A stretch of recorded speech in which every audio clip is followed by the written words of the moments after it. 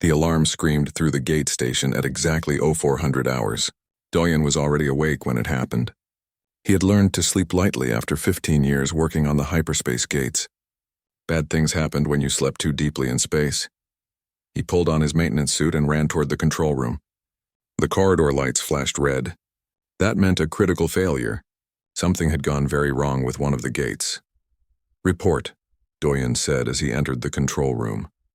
The junior technician, a tall insectoid from Kepler-7, clicked his mandibles nervously. "Gate 17 is collapsing. The magnetic containment is failing. If it goes down completely, the entire system will create a gravity well. Colony Tres-9 will be pulled into subspace." Doyen felt his stomach drop. Tres-9 had 4 million people living on it. Most of them were civilians, families, children. "How long do we have?" 20 minutes. "Maybe less. Has anyone called the council?" The insectoid technician made a sound like breaking glass. That was how his species laughed. But there was no humor in it. "I sent 6 emergency requests. They said they would send a repair team. Estimated arrival time is 4 hours. 4 hours. The colony would be gone in 20 minutes." Doyen looked at the readings on the screen. The containment field was dropping fast. If someone didn't go into the gate chamber and manually reset the magnetic coils, the whole structure would implode. But the gate chamber was flooded with radiation right now, enough to kill most species in minutes. "Get me a level 6 hazard suit," Doyen said. The technician's antennae went flat against his head. "Chief Engineer, that radiation level will kill you even with the suit. You might have 10 minutes before the exposure becomes fatal." "Then I better work fast." Doyen suited up in the hazard gear. It was old, patched in 3 places, and the helmet had a crack in the faceplate that someone had sealed with industrial glue. He had requested new safety equipment 2 years ago. The council had denied it. Budget concerns, they said. He entered the gate chamber. The radiation counter on his wrist immediately started climbing. The numbers went from yellow to orange to red in seconds. His skin already felt warm. That was the radiation cooking him from the inside. The magnetic coils were massive structures, each one the size of a small building. They generated the fields that kept hyperspace stable enough for ships to travel through. Right now, 3 of the coils were offline. Doyen needed to physically reset them by hand. He reached the first coil.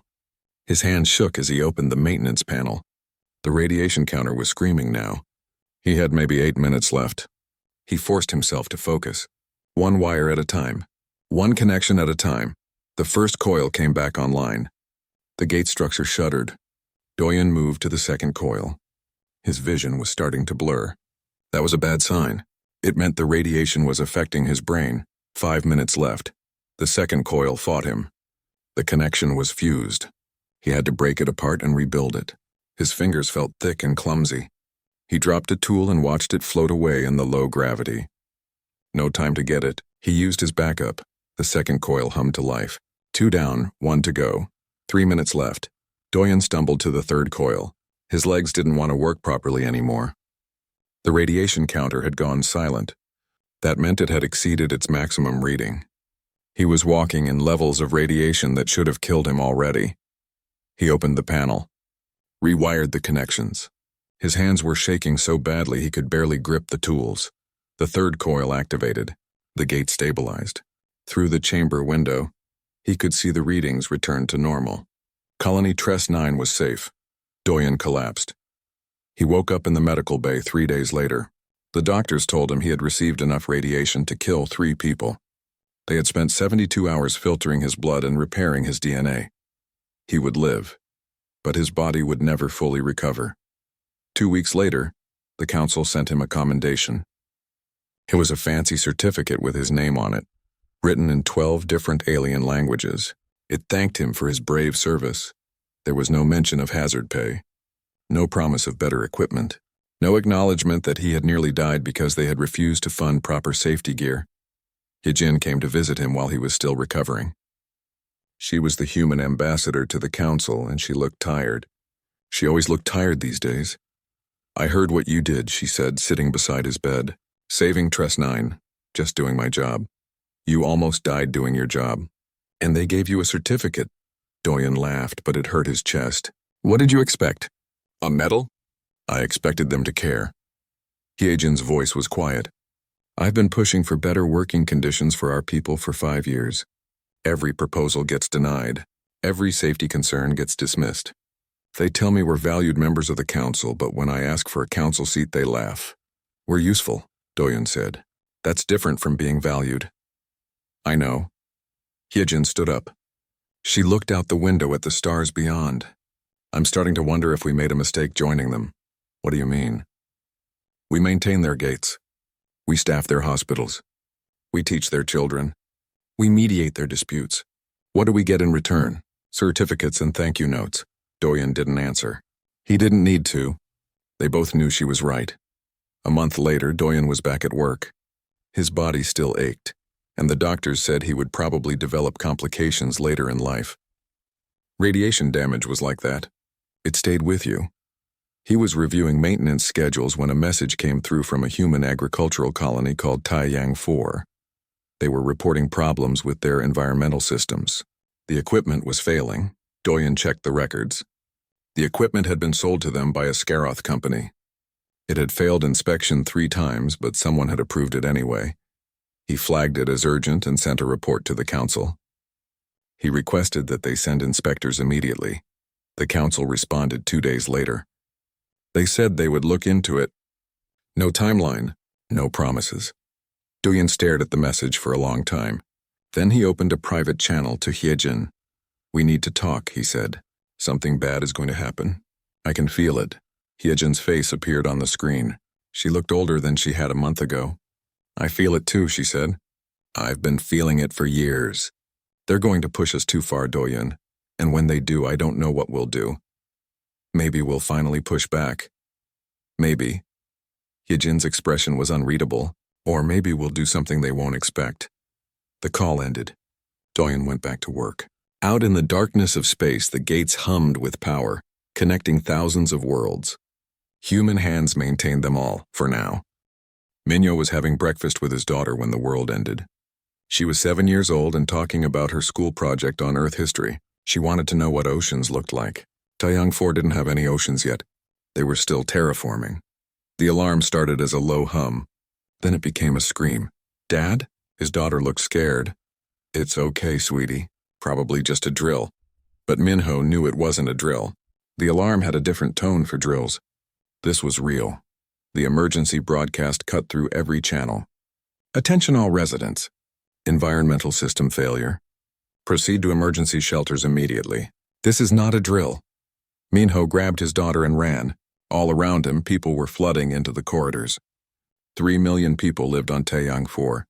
They were all trying to reach the shelters at the same time. He made it to Shelter 7 with his daughter. The doors sealed behind them with a heavy thud. Through the thick glass, he could see other people still running. They didn't make it before the secondary doors closed. The shelter held 3,000 people. It was designed for 500. For 6 hours they waited. The shelter's air recyclers struggled to keep up with so many people. Children cried. Adults tried to stay calm. Minho held his daughter and told her everything would be okay. It wasn't okay. The environmental system had failed completely. The atmosphere was venting into space. The colony domes were collapsing one by one. Through the emergency feeds, they watched sections of the colony go dark. Rescue ships arrived 12 hours later. By then, most of the shelters had run out of air. Shelter 7 had gone silent at hour 8. Minho's wife had been at work in another section when it happened. His parents lived 3 domes over. His sister and her family were visiting from Earth. They had landed on Taiyang 4 just 2 days earlier. None of them made it. The final death count was 2.8 million people. It was the worst disaster in human history. Minho was one of 43,000 survivors. The investigation took 3 days. Human inspectors worked around the clock. They found the problem immediately. The environmental equipment had been manufactured by a Scaroth company called Kresh Industrial. The equipment had failed inspection 3 times. It had cracks in the containment vessels. The filtration systems were substandard. The safety backups didn't exist, but someone had approved it anyway. Someone had overridden the inspections and allowed the colony to use faulty equipment. That someone was Kresh himself. He was the Scaroth trade minister and the owner of Kresh Industrial. He had personally signed off on the equipment sale, Jiwan was the human legal representative assigned to the case. She was young, only 32, but she was the best lawyer humanity had. She gathered every piece of evidence. She interviewed survivors. She analyzed the equipment failures. She built a case so solid that no one could deny it. She presented it to the Galactic Council 2 weeks after the disaster. The council chamber was enormous. It held representatives from 300 species. The ceiling was so high that it disappeared into shadows. The walls were covered in screens showing different languages and data streams. Jiwan stood in the center of the chamber. Her voice was steady. I'm here to present evidence in the matter of the Taiyang 4 colony disaster. 2.8 million human beings died because of negligence and corruption. I'm requesting that criminal charges be filed against Trade Minister Kresh, and that his company pay full reparations to the victims' families. She showed them the evidence. Video footage of the colony's final moments. Children screaming for their parents.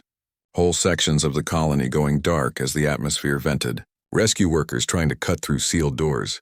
Bodies floating in the corridors. The chamber was silent. She showed them the inspection reports. The failures. The warnings. The explicit recommendations not to use the equipment. And then she showed them Kresh's signature approving it all anyway. This wasn't an accident, Jiwan said. This was murder. Murder for profit. Kresh sat in his section of the chamber. He was a large reptilian creature with dark scales and yellow eyes. He didn't look concerned. When Jiwan finished, the council said they would deliberate. They asked everyone to leave while they discussed the matter. Minho waited outside the chamber with other survivors. Hyejin, the human ambassador, stood with them. She held Minho's hand. He hadn't spoken much since the disaster. He couldn't. Every time he tried to talk, he saw his daughter's face. The deliberation took 1 day. Then the council called everyone back. The lead counselor was an avian creature named Velthar. He had worked with humans for decades. He had always been friendly. He spoke in a gentle voice. The council has reviewed the evidence, Velthar said.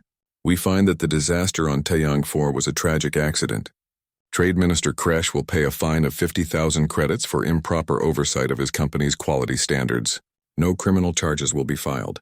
This matter is now closed, the chamber erupted. Human observers shouted. Survivors wept. Minho just stared at the ceiling. 50,000 credits. Kresh's personal wealth was estimated at 7 billion credits. The fine was 0.07% of what he owned. For 2.8 million lives. Jiwan stood frozen in the center of the chamber. Her hands were shaking. You can't be serious, she said. This is murder. We have proof. The council has spoken, Velthar said. We understand this is difficult, but we must maintain perspective. Accidents happen. We cannot let emotion override justice. Justice? Jiwan's voice broke. You call this justice? We call it proportional response. Trade Minister Kresh made an error in judgment. He has been punished appropriately. Hyejin stepped forward. Minho watched her walk to the center of the chamber. She stood beside Jiwan. For a long moment, she just looked at the council members, all 300 of them. Then she bowed. It was a formal bow, the kind humans did to show respect. I understand, Hyejin said quietly. Thank you for your time. She turned and walked out. Jiwan followed her. So did every human in the chamber. Outside in the corridor, Jiwan grabbed Hyejin's arm. We can't just accept this. We have to fight. We have to— No, Hyejin said. Her voice was calm, too calm. We don't fight. Not the way you think. Then what do we do? Hyejin looked at her. Then she looked at Minho and the other survivors. We remember. We remember exactly how much they value human lives, and we act accordingly. 3 days later, Hyejin sent a message to every human colony, every human ship, every human worker in council space. It was a simple message. Just one line. It's time to come home. Minho received the message on the refugee ship carrying him away from what was left of Taiyang 4. He read it 3 times. Then he understood. They weren't going to beg anymore. They weren't going to fight for respect. They were going to leave, all of them. He looked out the window at the stars. Somewhere out there, Kresh was probably celebrating. The fine hadn't even made a dent in his fortune. He had gotten away with killing 2.8 million people. But he didn't know what was coming. None of them did. The humans were leaving. And when they left, the council would finally learn what they had lost. Minho smiled for the first time since the disaster. It wasn't a happy smile. It was the smile of someone who had just realized that sometimes the best revenge was simply walking away and watching everything collapse behind you. The first sign was small, so small that most people didn't notice it. On day 3 after the verdict, Gate Station 47 requested maintenance support for a minor fluctuation in the power grid. The request went through normal channels. The response came back automated. All human engineering staff are currently unavailable due to cultural observance. Estimated return date, 30 days minimum. The station manager, a crystalline being from Andros 3, was annoyed but not worried. 30 days wasn't ideal, but the fluctuation was minor. They could wait. On day 5, the same automated message appeared on 16 more stations. Hospital directors started receiving similar notifications. Human doctors and nurses were taking leave. Cultural observance. 30 days. Sujin was the director of Core Medical Center on the Council homeworld. She had run the facility for 8 years. Under her leadership, it had become the best hospital in Council space. 70% of her staff were human. On day 4, she called them all into the main conference room. "I know you've all heard about the verdict," she said. "I know what you're feeling. I feel it too." The staff sat in silence. Some of them were crying. Others just looked empty. "I've received instructions from Ambassador Hijin," Sujin continued. "We're being recalled, all of us.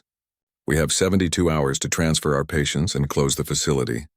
A young nurse named Yoonji raised her hand. "What about the patients who can't be transferred? The critical cases? We'll stabilize them as much as possible and hand them over to non-human staff. But as of day 7, this facility will be closed." "They'll die without us," another doctor said. "I know." Sujin's voice was steady. "But we've been dying for them for decades. We've been ignored, dismissed, and treated like tools. 3 million of our people died, and they called it an accident. I'm done watching humans sacrifice themselves for people who don't value us." The hospital closed on day 7. The council tried to convince Sujin to stay. They offered bonuses. They offered promotions. They offered everything except what actually mattered: accountability, respect, equality. Sujin declined politely. She packed her belongings, helped transfer the patients, and left. She was not alone. Taehyung was a trade negotiator. He handled commerce agreements between human colonies and council members. He had 15 deals in progress when he received Hyejin's message. On day 6, he sent a polite note to all his contacts. "Due to unforeseen circumstances, I will be unable to continue our current negotiations. I wish you success in your future endeavors." Then he stopped answering his calls. His assistant, a floating jellyfish-like creature named Prella, tried to reach him for 3 days. The calls went straight to voicemail. Finally, she went to his apartment. It was empty. Everything was gone except a handwritten note on the table. "Thank you for your friendship. Take care of yourself." That was all.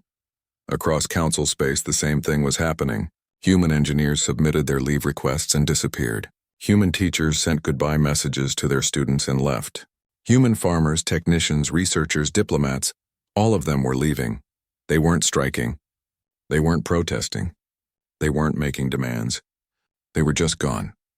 Rizel was a mid-level council administrator. She was an insectoid from the 4th sector, and she had worked with humans for 20 years. She liked them. They were efficient, creative, and they actually cared about doing good work. On day 12, she noticed something strange in the personnel reports. The human absence rate had hit 93%. Only a handful remained, and most of those were preparing to leave. She brought it up at the daily briefing. "Has anyone else noticed the human staffing situation?" Her supervisor, a blob-like creature named Gorthax, waved a tentacle dismissively. "They're having some kind of cultural thing. They'll be back. All of them? At the same time?" Humans are strange. Let them have their holiday. But Rizel had a bad feeling. She opened a communication channel to a human colleague named Junho. They had worked together for 5 years. He had helped her learn human customs. She had taught him about insectoid social structures. They were friends. "Junho," she said when he answered. "What's going on? Why is everyone leaving?" Shunyo looked tired. He was packing boxes in the background. "You know why, Rizel. The verdict? 28 million people dead, 50,000 credit fine. That's what our lives are worth to the council. Less than nothing. But surely we can fix this. We can appeal. We tried." Junho's voice was gentle but firm. For decades we tried. We asked for better working conditions. We asked for safety equipment. We asked for representation. We were ignored every single time. And when our people died because of council negligence, they called it an accident and moved on. So you're all leaving? Yes, just like that. Just like that. Junho sealed one of his boxes. I'm sorry, Rizal, I know this isn't your fault. But I can't stay in a place where my people are worth less than the equipment we maintain. What about your contracts? Your obligations? We fulfilled them. Every leave request was filed properly. Every procedure was followed. We're not breaking any rules. We're just exercising our right to leave. The call ended. Rizal sat in her office for a long time, staring at the empty desks where human staff used to work. On day 18, the gate network started having serious problems. Ships were delayed. Some were lost in transit. The engineering teams that were supposed to fix the issues didn't exist anymore. The few non-human engineers who tried to do the work realized they didn't understand the systems. The humans had maintained everything for so long that no one else had learned how. On day 23, food shipments started failing. Agricultural colonies that had been run by human farmers weren't producing anymore. The few non-human overseers who remained didn't know what to do. The crops were dying. The livestock was getting sick.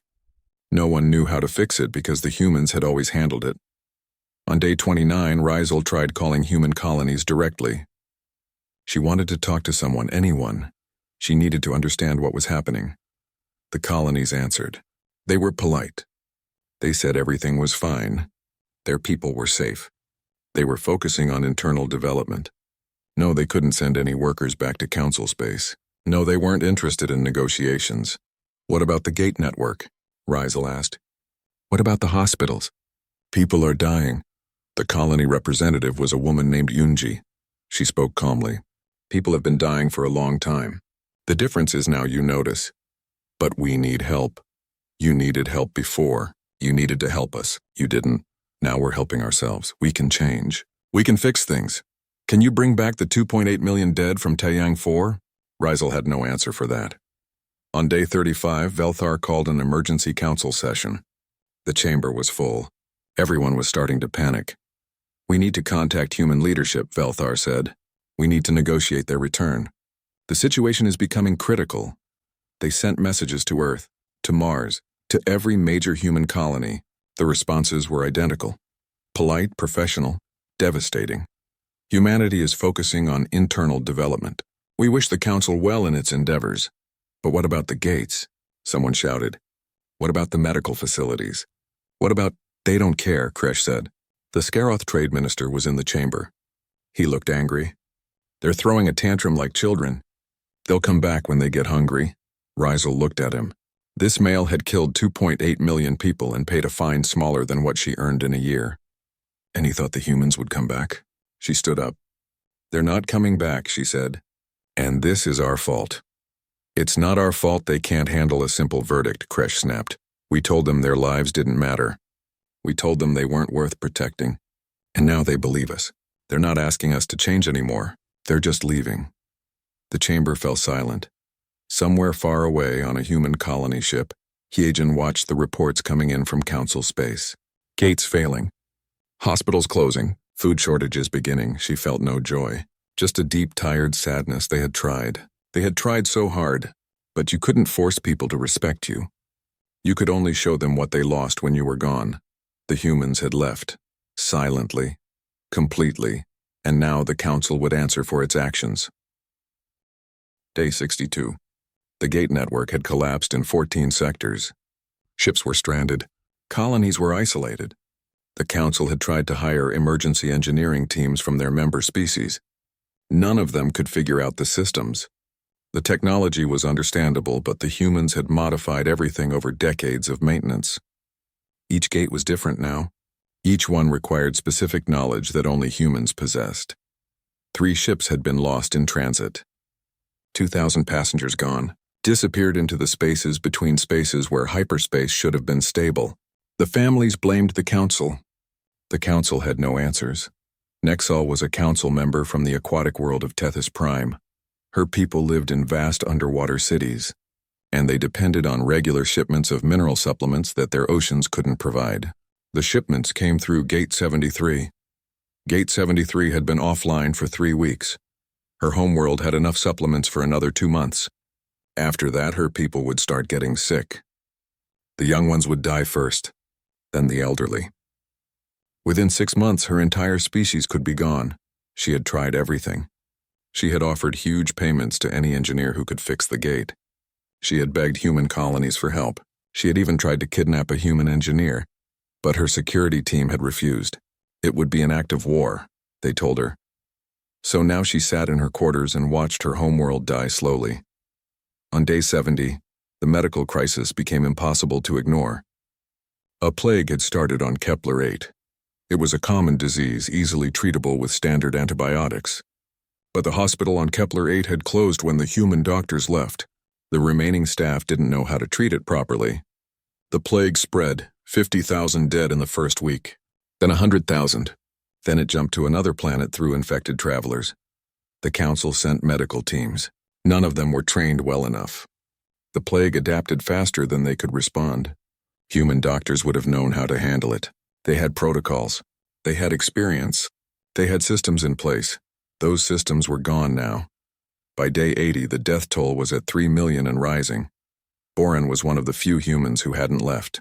He was married to a woman named Zyla from the Centauri system. She was pregnant with their first child. Leaving would have meant leaving her, and he couldn't do that. But every day he received messages from other humans. "Come home," they said. "It's not safe there anymore." He ignored them. He stayed with his wife. But the pressure was growing. The local government on their planet had started making demands. They needed him to fix the water purification system. They needed him to repair the power grid. They needed him to solve every problem that the departed humans had left behind. "I'm not an engineer," Boran told them. "I'm a teacher. But you're human. You must know how these things work. That's not how it works. Just because I'm human doesn't mean I know everything other humans knew." They didn't understand. Or they didn't want to understand. To them, humans were all the same. They all had the same knowledge, the same skills, the same purpose to serve. One night, Zyla found him sitting on their balcony, staring at the stars. "You should go," she said quietly. "I'm not leaving you. They're going to force you to work. They're going to blame you when you can't fix things. It's not safe here for you anymore. I don't care. I'm staying." She put a hand on his shoulder. "The baby and I will be fine. My family will take care of us. But you need to leave before this gets worse." Boran knew she was right. He could feel the anger building in the city. People were scared. When people got scared, they looked for someone to blame. And he was the only human left. On day 90, he sent a message to a human colony ship. They picked him up 3 days later. As he left the planet, he looked back at the home he had built with Zyla. He didn't know if he would ever see her again. The council was fracturing. Member species were turning on each other. The Scaroth were being blamed for everything. Kresh had become the most hated being in council space. His company had been destroyed. His assets had been seized. He was living in a small apartment now, guarded by security because people kept trying to kill him. One day, someone succeeded. Kresh was found dead in his apartment, stabbed 47 times. The killer was a Centauri whose family had died in the plague. The council didn't mourn him. They were too busy trying to survive. Food was becoming scarce. The agricultural colonies had been run almost entirely by humans. The few that remained under non-human management were failing. Crops weren't growing properly. Livestock was dying from diseases that should have been preventable. The knowledge was there in databases and manuals, but no one knew how to apply it. Knowing how to do something and actually doing it were two different things. The humans had learned through decades of experience. They had made mistakes and learned from them. They had developed instincts. The others were starting from scratch. And people were starving while they learned. On day 112, Velthar finally received a response from Hyejin. He had sent her 53 messages. She had ignored all of them. But now she answered. "Hello, old friend," the message said. "I'm sorry it took so long to respond. We've been busy building our own networks." Velthar felt a wave of relief. Finally they would talk. "Hyejin, we need your help. The situation is critical. People are dying. I know. I've been watching the reports. Then please, send engineers. Send doctors. We'll pay whatever you ask. There was a long pause. When Hyejin spoke again, her voice was sad. You still don't understand, do you? Understand what? This isn't about money. This was never about money. We didn't leave because you weren't paying us enough. Then why? Because 2.8 million of our people died and you called it an accident. Because we maintained your entire civilization and you wouldn't give us a council seat. Because every time we asked for basic safety equipment, you said no. Because you valued us only for what we could do for you, not for who we were. Velthar felt something break inside him. I'm sorry. I'm so sorry. We were wrong. We see that now. Please give us another chance. Do you know what the worst part is? Hyejin asked. I liked you. I considered you a friend. But when we needed you to stand up for us, you didn't. You voted with the others. You called it a proportional response. I had to follow council procedures. You had a choice. You chose comfort over justice. You all did. What can we do to make this right? You can't bring back the dead. You can't undo what was done. All you can do is live with the consequences. So you're not coming back? No, we're building something new. Something where we're equals, not servants. You taught us an important lesson. We don't need you. But you need us. And you never realized it until we were gone. The call ended. Velthar sat in his office for a long time. Outside he could hear sirens. Another gate had failed. Another crisis had begun. The council met in emergency session. The chamber was half empty now. Several species had withdrawn from the council entirely. They were trying to survive on their own. It wasn't going well. We need to offer them council seats, someone said. We need to give them representation. It's too late for that, Nexal said. Her voice was weak. She was sick now. The supplements had run out. Her homeworld was dying. They don't want our seats anymore. They have their own councils now. Then what do we do? No one had an answer. On day 150, a human ship appeared at the council homeworld. It was a transport vessel unmarked. It requested permission to land. The council granted it immediately. Maybe this was it. Maybe the humans were coming back, but when the ship landed, it wasn't bringing workers. It was bringing supplies, food, medicine, repair parts. The ship's captain was a woman named Seo-yun. She met with the council representatives and explained, "We're offering humanitarian assistance. We're not rejoining the council. We're not sending workers. But we're not going to let people starve either." "Why?" Velthar asked. "After everything we did?" Seo-yun looked at him with eyes that held no anger, no forgiveness. Just tired acceptance. Because people are suffering. That was never the point, making you suffer. We just refused to let you take us for granted anymore. She left after delivering the supplies. The council tried to convince her to stay. They offered everything they had. She declined. As her ship left orbit, Velthar realized the truth. The humans weren't coming back. This was the new reality. The council had been broken, and they had broken it themselves. 2 years had passed since the humans left. The galaxy looked different now. The Galactic Council still existed, but it was a shadow of what it had been. A third of the member species had withdrawn completely. Some had formed smaller regional alliances. Others had isolated themselves, trying to survive on their own. The Council homeworld, once a shining beacon of cooperation, was struggling. The great towers still stood, but many were dark. The gardens where delegates used to walk were overgrown. The gate network that had connected everything was barely functional. Several wars had broken out. Small conflicts at first, border disputes and resource disagreements. But they had grown. Without the humans mediating, without the infrastructure they had maintained, old grievances had surfaced. The peace that had lasted millennia had shattered. Jiho stood on the observation deck of a human vessel, watching the Council homeworld from orbit. She was an observer now, sent by the Human Alliance to document what had happened to the Council. To record the lessons learned. She was writing a report. It would be taught in human schools for generations. A warning about what happens when you take others for granted. "It's sad," said the woman standing next to her. Jiho turned. It was Hyejin, older now, her hair streaked with gray. She had retired from her position as ambassador. She didn't need to speak for humanity anymore. Humanity spoke for itself now. "Is it sad?" Jiho asked. "They did this to themselves. I know, but I remember when it was beautiful down there. I remember when I believed in what the council represented. What did it represent? Hope. Unity. The idea that different species could work together. Hyejin smiled sadly. I was naive. You weren't naive. You were optimistic. There's a difference.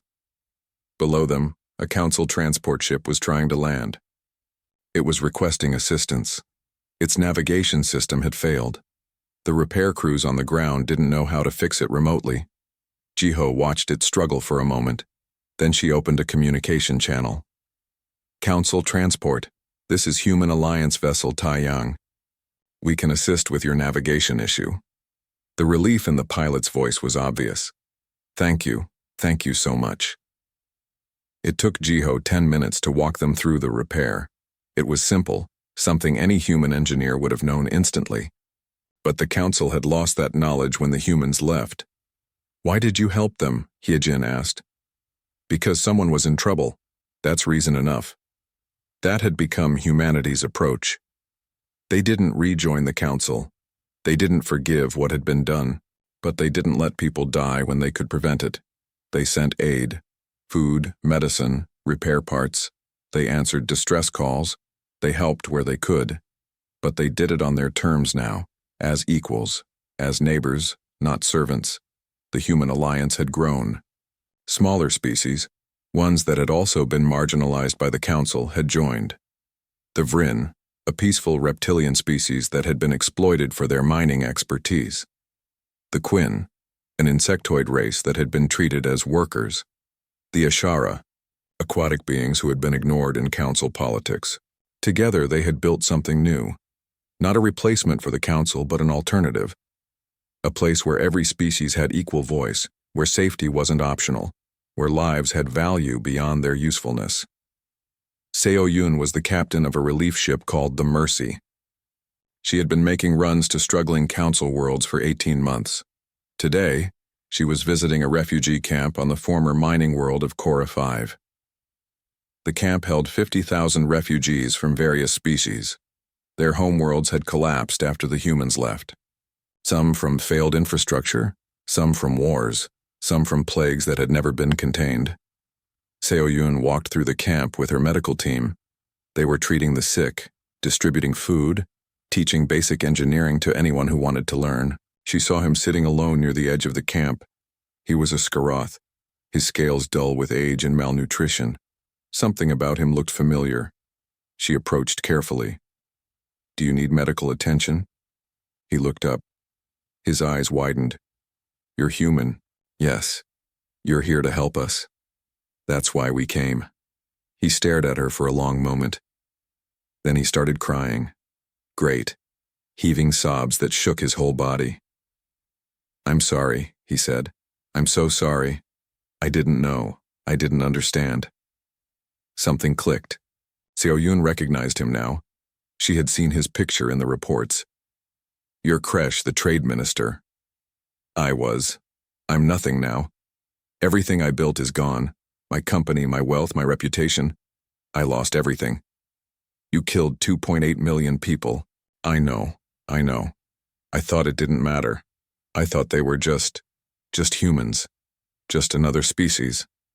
I didn't think of them as people with families, with dreams, with value beyond what they could produce. Seo Yun felt something cold settle in her stomach. Part of her wanted to walk away, to leave him here suffering. But she thought about what Hyejin had said. This was never about making them suffer. Come on, she said. The medical tent is this way. You look like you haven't eaten in days. Why? Are you helping me after what I did? Because you're suffering. That's enough reason. She took him to the medical tent. The doctors treated him. They gave him food. They didn't know who he was, and Seo Yun didn't tell them. Later, Kresh found her again. I don't deserve your help. Probably not. But we're not helping you because you deserve it. We're helping because it's the right thing to do. That's the difference between us and the council. We don't measure the value of lives. He looked at the ground.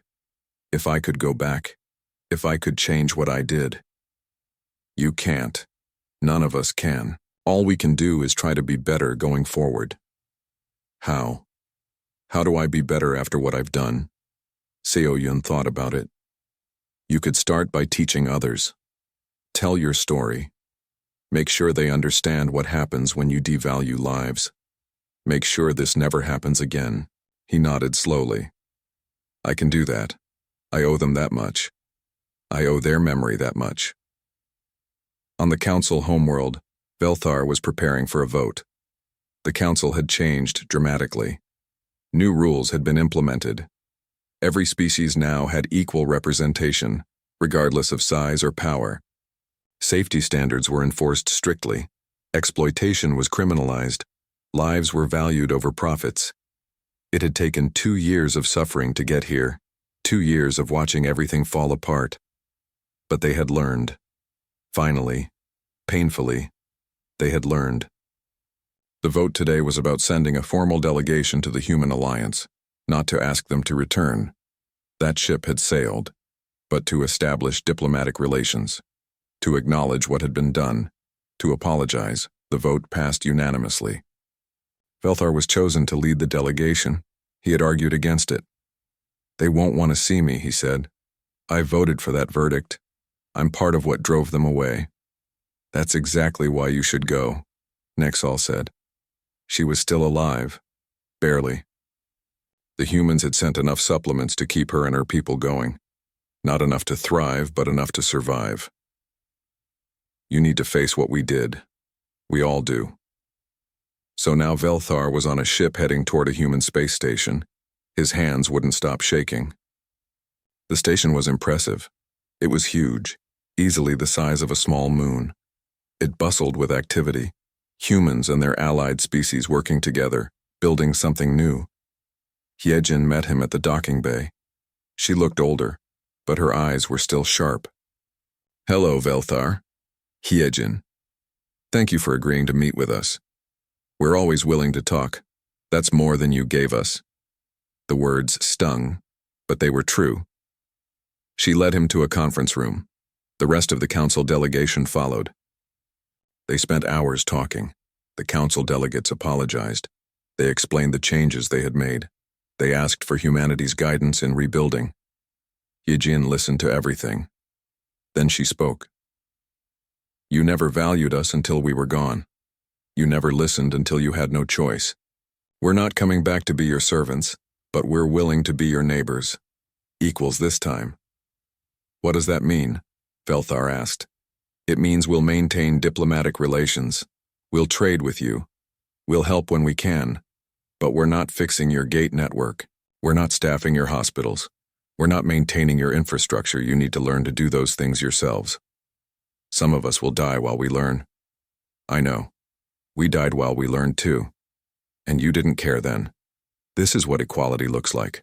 We help each other, but no one species carries the burden for everyone else. Velthar felt tears on his face. He couldn't remember the last time he had cried. We were wrong. We were so wrong. I'm sorry. I'm so deeply sorry. I know you are. Now you need to show it through actions, not words. The meeting ended with an agreement. The Human Alliance and the Council would maintain friendly relations. They would trade. They would share knowledge when it benefited both sides. But humanity would never return to their old role. On the ship back to the Council homeworld, Velthar looked out at the stars. The galaxy had changed. It was smaller now, more fractured, less connected. But maybe that was okay. Maybe the old way, where everything depended on one species to hold it together, had been wrong from the start. Doyen was working on a gate. It was part of humanity's own network, separate from the Council's. The technology was similar, but they had improved it, made it safer, made it so that one person didn't have to risk their life to fix it. A message came through on his console. It was from Velthar. We have a critical gate failure on our network. We've tried everything we know. People are stranded. Would you be willing to consult?